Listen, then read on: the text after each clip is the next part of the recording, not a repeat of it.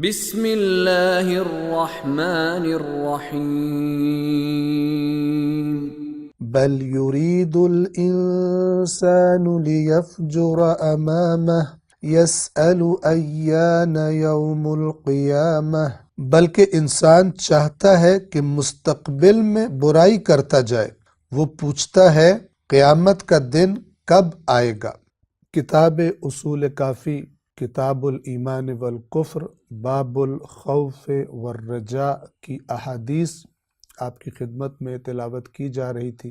موضوع یہ تھا کہ دو قسم کے افراد قیامت کے بارے میں دھوکے کا شکار ہو جاتے۔ ایک وہ چونکہ گناہ کرنا چاہتا ہے اس لیے اندر ہی اندر قیامت کو جھٹلاتا ہے، کہتا ہے کہ میں جب مر جاؤں گا تو پھر اس کے بعد سب کچھ ختم ہو جائے گا، یہ قیامت ہی کو جھٹلا دیتا ہے۔ دوسرا گروہ قیامت کے بارے میں گمراہ لوگوں کا وہ ہے کہ جن کے دین نے انہیں بتایا کہ قیامت آنی ہے اور وہ اقرار کرتے ہیں کہ ہمیں قیامت پر ایمان ہے، لیکن انہیں دھوکہ یہ دے دیا گیا ہے کہ قیامت تمہیں کوئی نقصان نہیں پہنچائے گی، تم تو بغیر حساب کے جنت میں چلے جاؤ گے، تمہیں تو جہنم کی آگ چھو بھی نہیں سکتی۔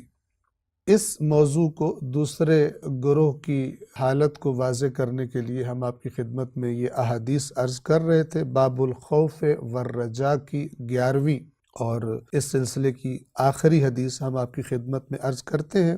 اس میں راوی حسن ابن ابی سارہ، یہ راوی کہتے ہیں کہ سمعت ابا عبداللہ علیہ السلام، میں نے امام جعفر صادق علیہ السلام کو سنا، یقول، امام فرما رہے تھے، توجہ فرمائیے، امام فرما رہے تھے لا یکون المؤمن مؤمنا حتی یکون خائفا راجیا، اس وقت تک مومن نہیں ہو سکتا، مومن نہیں بن سکتا جب تک کہ خائفاً اور راجین نہ ہو۔ خائفاً خوف والا، جو ڈرتا رہتا ہے، ہر وقت اس کے اندر خوف موجود رہتا ہے۔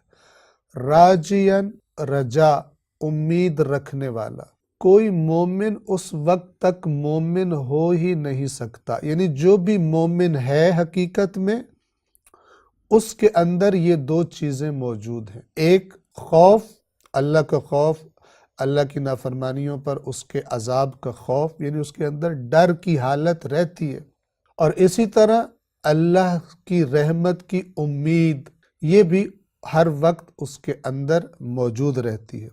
ایک نقطہ پھر آگے امام نے مزید وضاحت فرمائی کہ یہ خائفاً، خائف خوف سے ہے، خائف کہتے ہیں ڈرنے والے کو، خوف رکھنے والے کو۔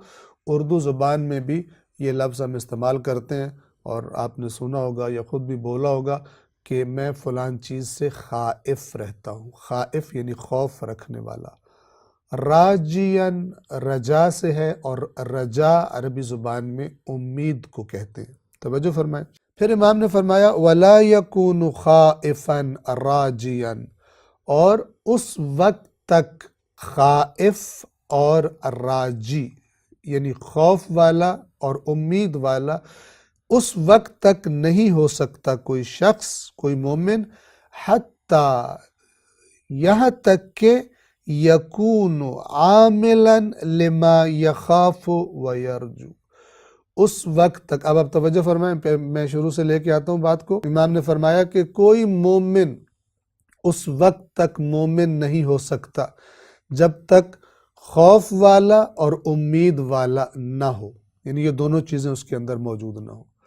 پھر فرمایا کہ یہ خوف والا اور امید والا اس وقت تک نہیں ہو سکتا جب تک کیا چیز نہ ہو اس میں، فرمایا جب تک کہ جس چیز سے ڈرتا ہے اور جس چیز کی امید رکھتا ہے اس کے لیے عمل نہ کرے۔ خوف والے کا عمل کیسا ہوتا ہے؟ توجہ فرمائیں، خوف والے کا عمل یہ ہوتا ہے کہ اس سے کہا جاتا ہے کہ فلان خطرہ تیری طرف بڑھ رہا ہے، تو وہ اس خطرے سے بچنے کے لیے کچھ نہ کچھ کرتا ہے، حفاظتی تدابیر کرتا ہے، حفاظتی قدم اٹھاتا ہے۔